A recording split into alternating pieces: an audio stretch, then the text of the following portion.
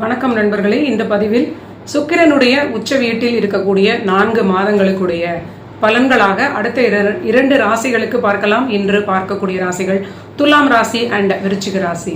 முதலில் துலாம் ராசிக்கு பார்க்கலாம். இவர்களுடைய ராசிநாதனை சுக்கிரன் தான். இந்த ராசிக்குடையவரும் அஷ்டமஸ்தானத்திற்கும் உடையவராக அந்த ரிஷப சுக்கிரன் இவர்களுக்கு வருவார். 1-8 கூடிய இந்த சுக்கிரன் ஆதிபத்திய ரீதியில் 1ஆம் வீட்டிற்கு 6ஆம் வீடாக இருக்கக்கூடிய மீனத்தில் உச்சமடைகிறார்.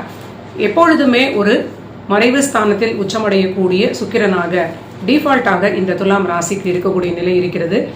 பொதுவாக இது கோட்சார நிலை அப்படிங்கிறதுனால இது ஒரு பரவாயில்லாத நிலை. ஆனால் இயற்கை ஜாதகத்தில் துலாம் ராசி துலாம் லக்னத்தில் பிறந்த நண்பர்களுக்கு பிறவியிலேயே அந்த லக்னாதிபதி ராசிக்குடைய அதிபதி சுக்கிரன் 6ஆம் வீட்டில் உச்சமடைவது அவ்வளவு விசேஷம் இல்லை அப்படின்னு சொல்லலாம்.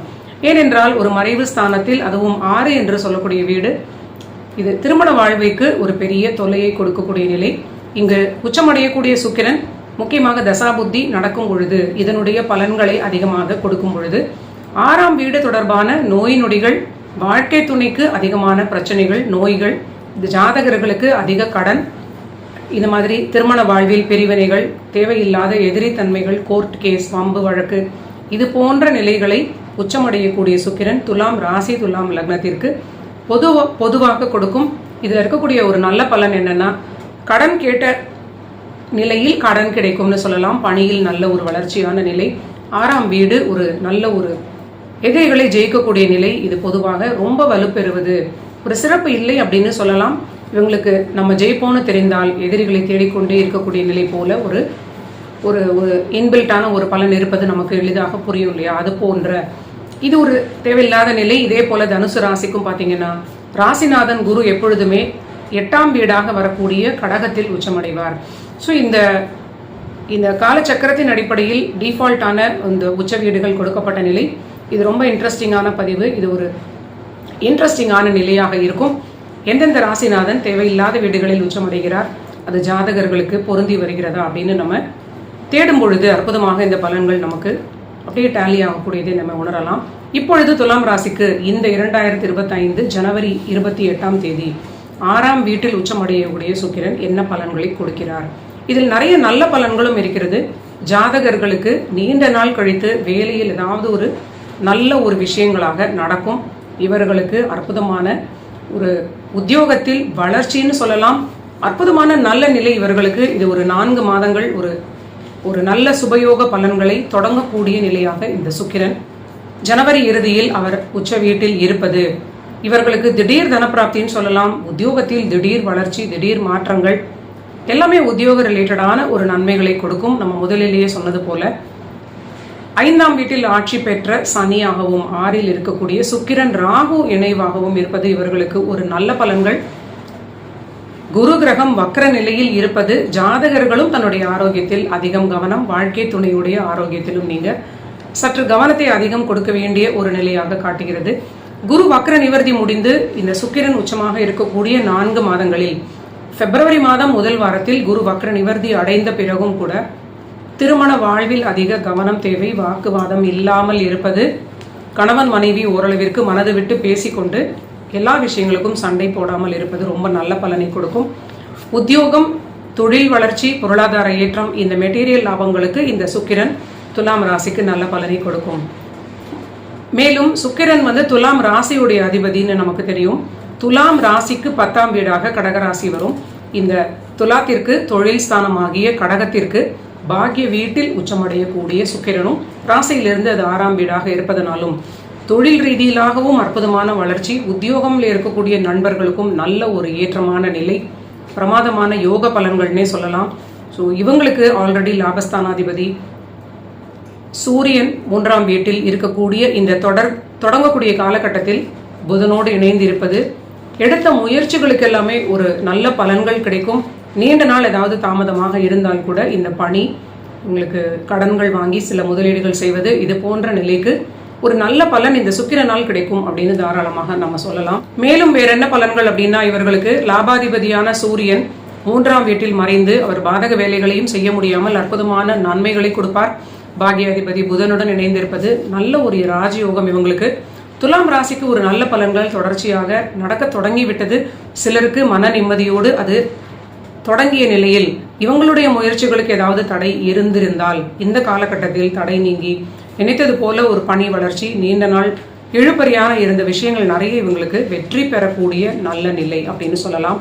எதிரிகளை ஜெயிக்கக்கூடிய ஒரு காலகட்டம் அப்படின்னு சொல்லலாம். இது நல்ல நிலை. ஆரோக்கியத்தில் மட்டும் நீங்க சற்று அக்கறையுடன் இருப்பது மட்டும் உங்களுக்கு போதுமானதாக இருக்கும். அடுத்தது விருச்சிக ராசிக்கு பார்க்கலாம். விருச்சிக ராசிக்கு 5ஆம் வீட்டில் இந்த சுக்கிரன் உச்சமாகிறார்.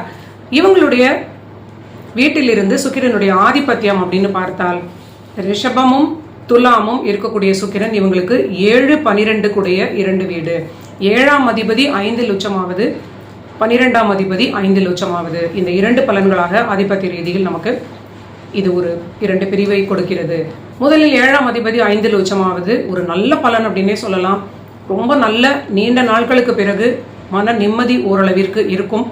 வாழ்க்கை துணை வழியில் மிகப்பெரிய லாபங்கள், தன யோகங்கள் இதெல்லாம் நடக்கும். சிலருக்கு புதிதான காதல் தொடர்பான விஷயங்களில் ஏற்றமான பலன்கள் நடக்கும்னு சொல்லலாம். இது ஒரு நல்ல பலன். 7ஆம் அதிபதி 5இல் உச்சமாவது, 12ஆம் அதிபதியாக விரையாதிபதியாக இருக்கக்கூடிய இந்த சுக்கிரன் 5இல் உச்சமாவது சிலருக்கு சுப விரயங்களாக நடக்கும். பூர்வீகத்தில் ஏதாவது ஒரு சுப விரயங்களை வாங்கி இவங்க மகிழக்கூடிய நிலை, குழந்தைகளுக்கான ஏதாவது ஒரு சுப விரயங்கள் பெரிய அளவிற்கு செய்து கொள்ளக்கூடிய நிலையாகவும் இந்த விருச்சிக ராசிக்கு நடக்கக்கூடிய நல்ல காலகட்டம். ஆனால் இந்த காதல் தொடர்பான விஷயங்களாக இருந்தால் சற்று நீங்கள் எல்லாவற்றிலும் கவனமாக இருப்பது, நிதானமாக இருப்பது, எல்லாவற்றையும் நீங்கள் தீர விசாரிப்பது ரொம்ப நல்ல பலனை கொடுக்கும். அங்கு இணைந்து இருக்கக்கூடிய ராகு கிரகம் உங்களுக்கு மனதில் ஏதாவது ஒரு யோசிக்க முடியாத அளவிற்கு ஒரு கவர்ச்சிகரமான ஒரு விஷயத்தில் நீங்கள் அப்படியே ஒரு லாக் ஆகக்கூடிய நிலை போல இருப்பது உங்களுக்கு சற்று கவனம் தேவை. இது மனது என்று சொல்லக்கூடிய புத்திஸ்தானத்தில் இருப்பதனால் நீங்கள் கொஞ்சம் கவனமாக இருப்பது நல்ல பலனை கொடுக்கும் அப்படின்னு சொல்லலாம். வீடு வாகனம் போன்ற நிலை நிறைய பேருக்கு அமையும். நல்ல ஒரு நினைத்ததை விட நல்ல பெரிய லெவல் செக்மெண்ட்ஸில் நிறைய விஷயங்களை வாங்கி மகிழலாம். சுபவிரயங்கள் ஏற்படக்கூடிய நல்ல நிலை, முக்கியமாக குழந்தைகளுக்கான சுபவிரயங்கள். காதல் தொடர்பான விஷயங்களில் கூட நீங்கள் உங்களை ஏமாற்றி விட்டு உங்களிடம் பெரிய பணத்தை விரயமாக்கி அவங்க எடுத்துக்கொண்டு போகக்கூடிய ஒரு வாய்ப்பாக இது இருக்கும். ஸோ நம்ம இது கவனமான பலன்களே முதல்ல சொல்லிட்டோம்.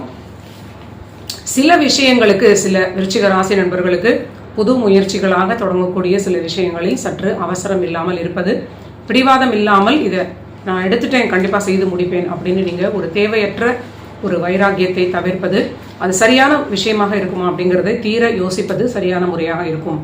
10 இருக்கக்கூடிய சூரியன் உங்களுக்கு 3ஆம் வீட்டில், உங்களுடைய ராசிநாதன் செவ்வாய் உச்சமடைய கூட்டில் இருக்கக்கூடிய வீட்டில் இருப்பதனால் இது ஒரு தேவையான முயற்சிகளாக இருக்குமா அப்படின்னு எல்லாவற்றையும் ஒரு முறை நீங்கள் தீர அனலைஸ் செய்துவிட்டு அதில் நீங்கள் இன்வால்மெண்ட் காட்டுவது ஒரு நல்ல பலனாக இருக்கும் அப்படின்னு சொல்லலாம். முக்கியமாக நான் சொல்ல நினைத்தது, வாழ்க்கை துணையுடைய ஆரோக்கியத்தில் சிறிது அக்கறை தேவை. வாழ்க்கை துணைக்கு 6 இருக்கக்கூடிய சுக்கிரன் உச்சமடைவதனால் வாழ்க்கை துணையுடைய ஆரோக்கியத்தை பற்றிய மனக்கவலையாக சில ஜாதகர்களுக்கு, விருச்சிக ராசி ஜாதகர்களுக்கு இது ஏற்படும். சிலருக்கு மறுமணம் தொடர்பான விஷயங்களுக்கு ரொம்ப நல்ல காலகட்டம், நல்ல ஒரு யோகமான நல்ல ஒரு பாசிட்டிவான பலன்களை கொடுக்கக்கூடிய நிலை, அற்புதமான தைரியம், தன்னம்பிக்கை ஏற்படக்கூடிய அளவிற்கு எல்லா செக்மெண்ட்ஸும் ரொம்ப நல்லா இருக்கும். ஆனால் ஆரோக்கியத்தில் கவனம், குழந்தைகளுடனும் சிறிது விட்டு கொடுக்க வேண்டிய ஒரு நிலை இருக்கிறது. திருமண வாழ்வில் கணவன் மனைவியிடையே ஒற்றுமை கண்டிப்பாக நீங்கள் கடைப்பிடிக்க வேண்டும் அப்படிங்கிற உறுதியோடு இருந்தால் ஒரு நல்ல நிலையாக இருக்கும். ஒரு சிலருக்கு ஒரு கணவர் அல்லது மனைவிக்கு விருச்சிக ராசியுடைய வாழ்க்கை துணைக்கு ஆரோக்கிய பிரச்சனையாக இருக்கலாம். சில விருச்சிக ராசி நண்பர்களுக்கு வாழ்க்கை துணையுடைய ஒரு திடீர் போக்கு, மனப்போக்கு, அவங்களுடைய ஓவர் கான்ஃபிடன்ஸ் ஏதோ ஒரு மனக்குழப்பத்தை கொடுக்கலாம். இது திருமண வாழ்வில் சற்று ஏதோ ஒரு டிஸ்டர்பன்ஸ் இருக்கு அப்படிங்கிறத நமக்கு தெளிவாக காட்டுகிறது. எல்லாவற்றுமே நீங்க நல்லாக, எல்லா செக்மெண்ட்ஸும் நல்லா இருந்தாலும் சிறிது நிதானமாக இருப்பது இது ஒரு நல்ல நிலை. எல்லா காலத்திலும் நம்ம அலர்ட்டாகவும் அவேராகவும் இருக்கணும் அப்படிங்கிறது தான் பூமியில் ஒரு ஸ்டாண்டர்டான பலன். ஆனால் இந்த காலகட்டத்தில் எந்த விஷயம் தொடர்பாக நமக்கு அதிகமான சிந்தனைகள் செல்லும், எந்த விஷயம் தொடர்பாக சிக்கல்கள் வர வாய்ப்பு இருக்கிறது, இதுதான் ஜோதிடத்தினுடைய ஒரு தனித்தன்மையான விஷயம். நமக்கு கொடுக்கக்கூடிய பலன் ஒரு நல்ல பலனாக இருக்கக்கூடிய விஷயம் அப்படிங்கிறது இங்கு ரொம்ப ஒரு நல்ல ஒரு விஷயமாக காட்டுகிறது. மற்றபடி விருச்சிகத்திற்கு நீண்ட நாள் கழித்து அர்த்தாஷ்டம சனியுடைய பலன்களை ஈக்குவலாக பேலன்ஸ் பண்ணி நல்ல பலன்கள் கொடுக்கக்கூடிய அளவிற்கு ஒரு சுபகிரகம் 5இல் உச்சமடைவது, தனியாக இருந்த ராகு ஒரு ஓவர் திங்கிங்கை கொடுத்து மனக்குழப்பத்தை கொடுத்து கொண்டிருந்த அந்த நிலை தாண்டி ஒரு மன நிம்மதி, மன சந்தோஷம், ஏதோ ஒரு விஷயத்தை ஆறுதலாக மனதில் நீங்க பிடித்து கொண்டு மன அமைதி அடையக்கூடிய நேரம் அப்படின்னு கூட சொல்லலாம். நன்றி நண்பர்களே. மீண்டும் அடுத்த பதிவில் அடுத்த 2 ராசிகளுக்கு பார்க்கலாம்.